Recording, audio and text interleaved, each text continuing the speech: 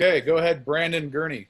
Your first Hey, question. Matt, Coach kind of regaled about just how ready you guys were to get going and impressed with the off-season workouts you guys have been able to do, citing that it might even be better than most years. Can you maybe just give an overview of what you've done personally and how the team's been able to work out and ready itself for this season?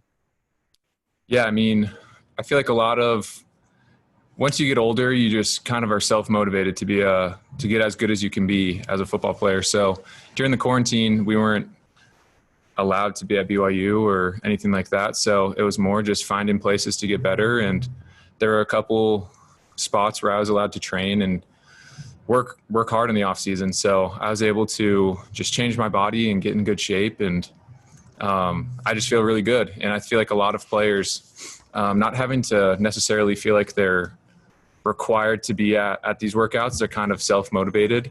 I feel like that brought more out of the player, and it's just been exciting to see just being able to be with everyone today and yesterday as a whole group has been really cool. And it's just, I don't know, everyone just seems excited and just glad to be back.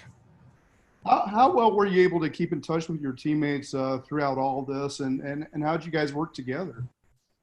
Yeah, so it was a little bit different because we were encouraged to go home to our families because no one really knew what was going on. So a lot of guys went to Arizona or California, just wherever they're from. So, I mean, the coaches, we would have Zoom calls. We would have player Zoom calls.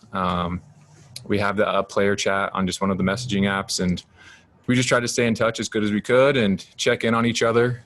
And yeah, everyone seemed like they were doing well. So once we were allowed to start having workouts, we were kind of split up into smaller groups, but it was fun to be back and start working together. And now that we're all together, we're just trying to stay cautious, but it's just good to just get practicing and working out and just running with the guys. So we're excited. Thanks. Go ahead, How are you guys able to stay just focused with so much uncertainty with the season right now, Matt? I guess the biggest thing is you never know. Like, no one really knows what's going to happen, even with hopefully the NFL has a season, and it seems like they will. But you're not going to progress or get any better just kind of moping around or sitting at home. So the biggest thing is just to hope for the best, say that there's a season, and hope that there's a great schedule ahead of us. I mean, we've lost some games, but I know the administrative staff is working really hard to just schedule us in with the best competition possible that will be out there. So we just trust that, and we know, although it is really uncertain, it seems like there's going to be a season, and it seems like we're going to be playing games. So once you're out there, it's pretty easy to be motivated just to be playing the game that you love. So we're just trying to enjoy it, and especially the seniors, it might be some guys' last go around. So they're just soaking all of it in while they can. How does this day one compare to all your previous day ones of fall camp, especially with the uncertainty of not uncertainty, but the unusual circumstances of spring? It was interesting just to see like where everyone was going to be at. Just to see like, okay, is everyone going to be ready for this? And we were confident that guys were going to be ready, and the coaches wanted us to work really hard, and we all did work really hard in the off season. So it felt pretty normal to me, honestly. Yeah, the masks are kind of weird and kind of the hassle to put it underneath your helmet and run around, and we're just trying to adjust to circumstances. So, I mean, the practice was all the same, the meetings are all the same, but just trying to be cautious about the coronavirus. That's the only weird thing. I mean, everything football related has been all the same. Thank you. Okay, Norma, then Jake. Hey, Matt, I was just wondering, because it seems that in Utah particularly, more and more younger people are testing positive with the coronavirus. Just last night, there was a photo that came out from a bar in Salt Lake City showing a bar completely filled with young adults and no one wearing masks, no social distancing. Does it make it harder to kind of be in this group with these young adults who may not understand the full repercussions of things? Or do you have, like, I know some of you guys are on the older side. So I guess what's the sort of mentality, especially with the younger ones, and just how you guys are trying to make sure there is a season? I mean, yeah, that's the biggest thing, is to do all that we can so that there is a season, and do all that we can so we don't have to be quarantined for 2 weeks during the season if us or a position or a teammate were to contract the virus. So we're just doing all that we can to obey what the coaches and the training staff is saying. That's the biggest thing. You just have to listen to what people are telling us to do. And although it's a little bit different, it's kind of throwing a curveball in sports or in life in general. As long as you just kind of buy in and listen to the people that are actually experts on this, yeah, we're young, we feel like we're healthy, but it's you just got to do what people say. And I mean, even as members, the prophet is counseling us to, members of the church, I mean, there's a prophet counseling us to abide by the laws and everything, or the rules and regulations. So shoot, if he's saying it, you might as well just do it, even if it is a little bit different into the routine. So yeah, there's a lot of circumstances or consequences if we don't wear masks and guys get the virus. It could jeopardize the season, it could jeopardize games, it could jeopardize practice. So we're doing all that we can to mask up and stay out of high risk areas, and just hopefully it can stay that way and until the season happens, or if we have to do it throughout all season, or who knows for how long, we plan on just doing what they say. And what has it felt like seeing it over the past couple months, just seeing different programs all over the nation being like 12 players tested positive, 14, 10, and just seeing how it can really affect anyone, any team, no matter the age? I think that just shows why we need to take it seriously, because say we're in week 3 or something like that and the whole offensive line tests positive, that I don't know. I don't really trust myself playing center or offensive guard. So that would be a huge curveball, and that would be really tough. So the biggest thing is just to take it seriously and just be cautious and social distance. But yeah, we just want to play, and that's, if we have to do it, we will do it. Jake, go ahead. Matt, you flirted obviously with potentially jumping into the NFL draft this past offseason. You decided to come back. How different was your training as you get ready for your senior year as compared to previous years, if anything? I would just say I mean, it's everyone's dream to go to the NFL. And once you kind of see it's kind of within your grasp, you're like, man, this is actually something that can happen.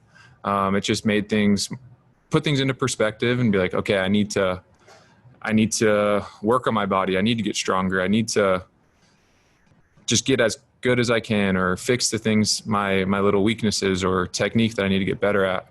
So it just put things more into perspective, and it was like, okay, I need to prove that I can play at that level and that I can compete like an NFL tight end. So it motivated me to work harder and just to see that my goals were within reach. So I think a lot of guys on the team, like a lot of people want to compete for a starting job at the college football level. That's big time.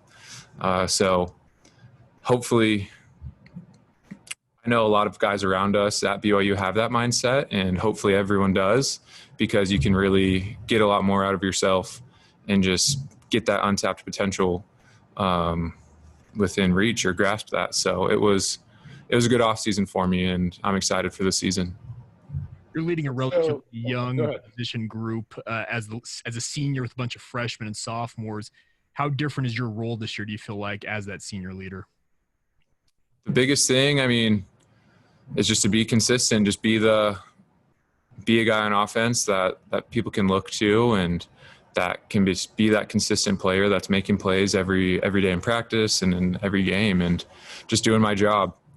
I think with young guys, they just need to feel that they can gain confidence and stay confident during games or in practice when coaches are kind of getting on you for making mistakes. And once you can kind of get over that barrier and just be like, okay, next play, I got this, just keeping a high level of confidence, you can just be such a better player, and you can the game slows down for you. So just kind of being that example where being a confident player that is staying out there and just doing my job every time, that will just help the younger guys see that it's possible and just have someone showing them the way. Ben, go ahead.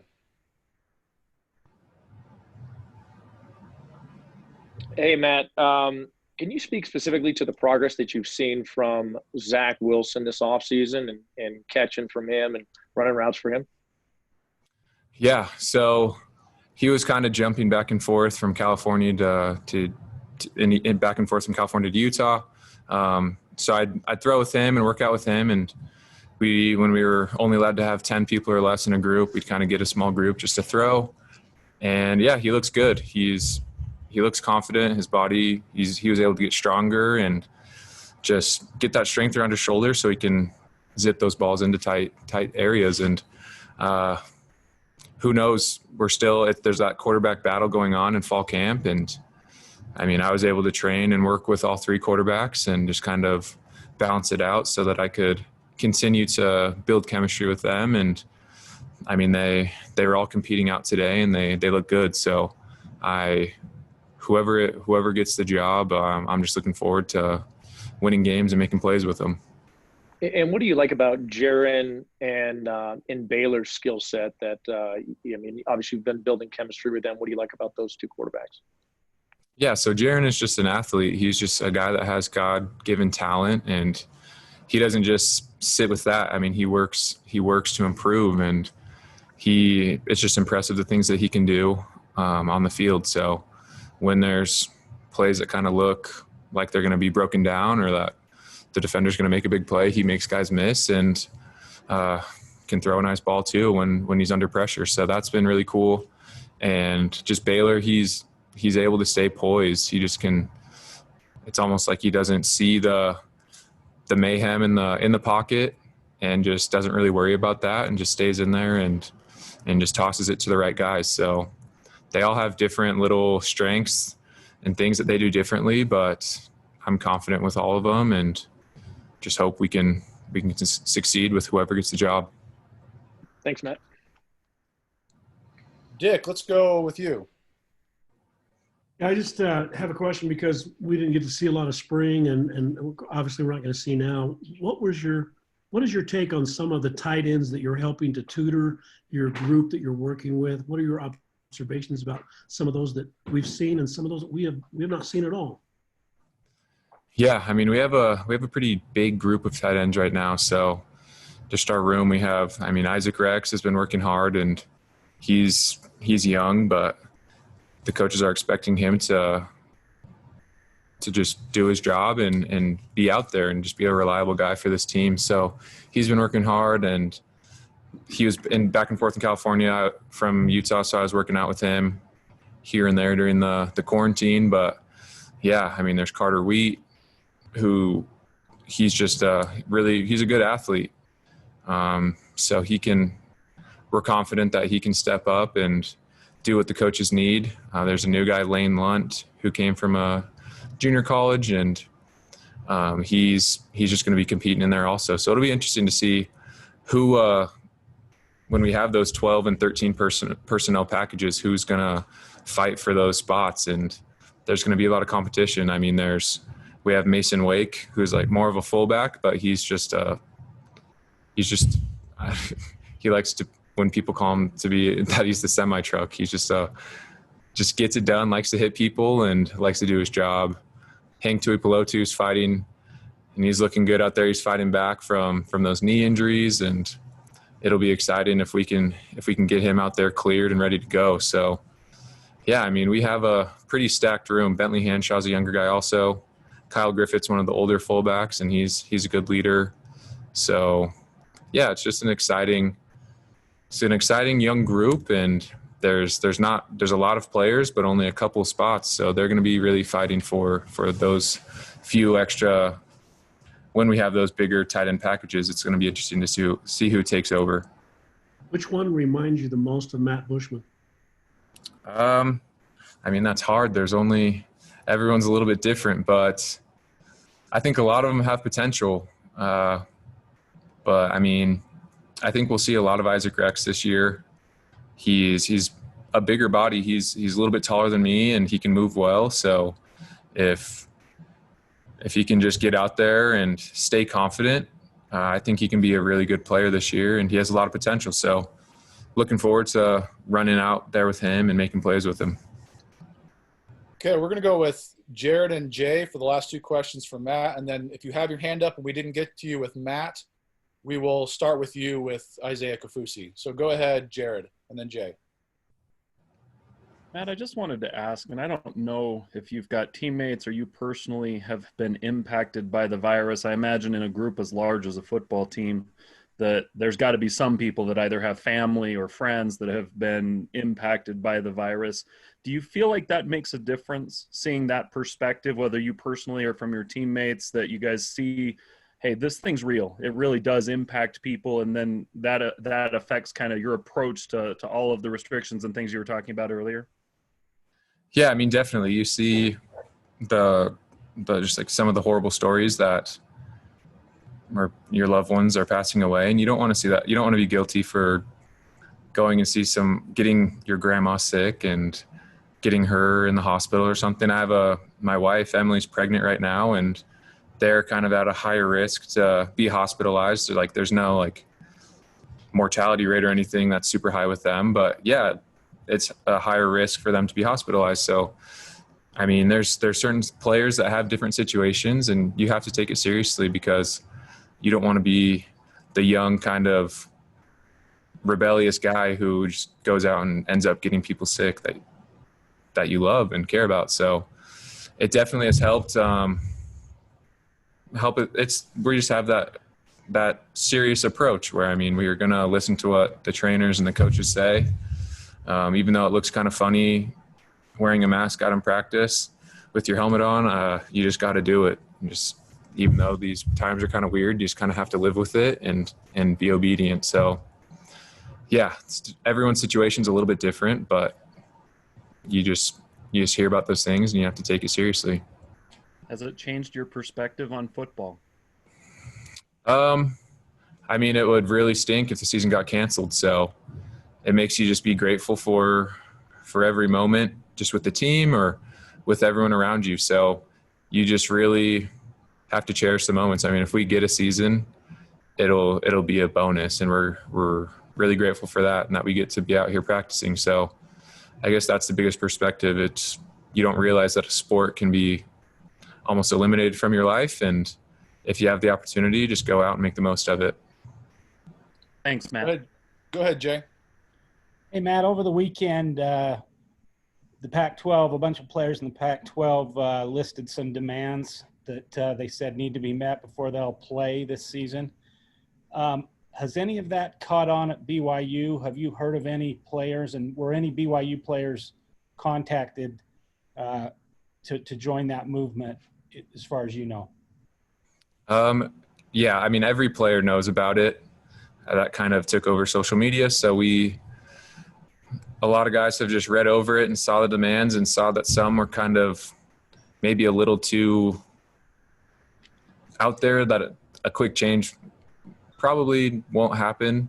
So, I mean, there was some discussion within the team. We had a little player meeting and talked about it and just kind of saw that, okay, this stuff might not happen in the super near future. So we might as well just focus on the season, and if there's small changes that we need to make around BYU, sure, we'll discuss that with coaches and other people, but I don't know of any BYU players joining that movement or choosing to opt out. So that's the most so far. I mean, it's a pretty recent thing, and we're just discussing it and trying to figure everything out so that we can keep everyone here and keep everyone happy so that we can have a successful season.